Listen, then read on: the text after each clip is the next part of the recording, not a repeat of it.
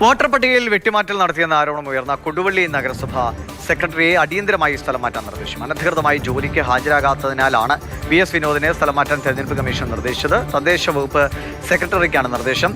UDF വോട്ടർമാരെ voter പട്ടികയിൽ നിന്ന് വെട്ടിമാറ്റിയെന്ന് സെക്രട്ടറിക്കെതിരെ ആരോപണം ഉയർന്നിരുന്നു. ഇംതിയാസ് തന്നെ അതിന്റെ വിവരങ്ങൾ നൽകും. ഇംതിയാസ്, ആരോപണം പ്രതിഷേധവും ഒക്കെ നമ്മൾ കണ്ടതാണ്. കൃത്യമായി അതിന്റെ അടിസ്ഥാനത്തിലാണോ ഈ നടപടി?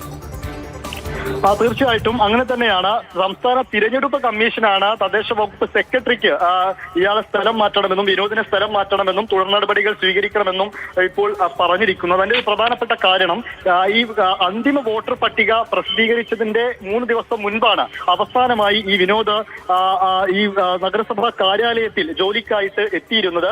അതിനുശേഷം എത്തിയിട്ടില്ല. അതിന്റെ പ്രധാനപ്പെട്ട പ്രശ്നം ഈ കൊടുവള്ളി നഗരസഭയിലെ പല ഡിവിഷനുകളിലും വോട്ടർ പട്ടികയിൽ വ്യാപക ക്രമക്കേടുണ്ട്.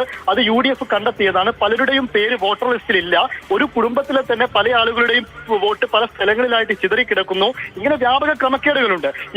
ഇതുമായി ബന്ധപ്പെട്ട പരാതികളൊക്കെ നഗരസഭയിൽ എത്തിച്ചിരുന്നു. ഇതുമായി ബന്ധപ്പെട്ട അപേക്ഷകൾ ഒപ്പിട്ട് കൊടുത്തിരുന്നു. ഇതൊക്കെ പരിശോധിക്കേണ്ടത്, ഇതിലൊക്കെ നടപടിയെടുക്കേണ്ടത് ഈ നഗരസഭാ സെക്രട്ടറി ആയിട്ടുള്ള വിനോദാണ്. എന്നാൽ വിനോദ് അവിടെ ഇല്ലാത്ത പക്ഷം ഇത്തരം കാര്യങ്ങളൊന്നും മുന്നോട്ട് പോകുന്നില്ല.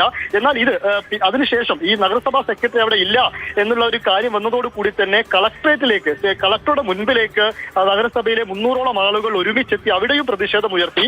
അതിന് പിന്നാലെ കളക്ടർ തന്നെ ഈ നഗരസഭാ സെക്രട്ടറി ഇതിൽ ബന്ധപ്പെട്ട കാര്യങ്ങൾ ചെയ്ത് മുന്നോട്ട് പോകണമെന്ന് നിർദ്ദേശിച്ചിട്ട് പോലും ഈ നഗരസഭാ സെക്രട്ടറി അവിടെ എത്തുന്ന സാഹചര്യം ഉണ്ടായില്ല.